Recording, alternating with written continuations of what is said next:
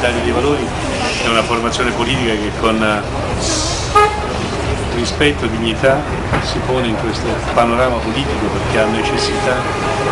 di dare voce a tanti cittadini che non vogliono essere etichettati ideologicamente, a tanti cittadini delusi,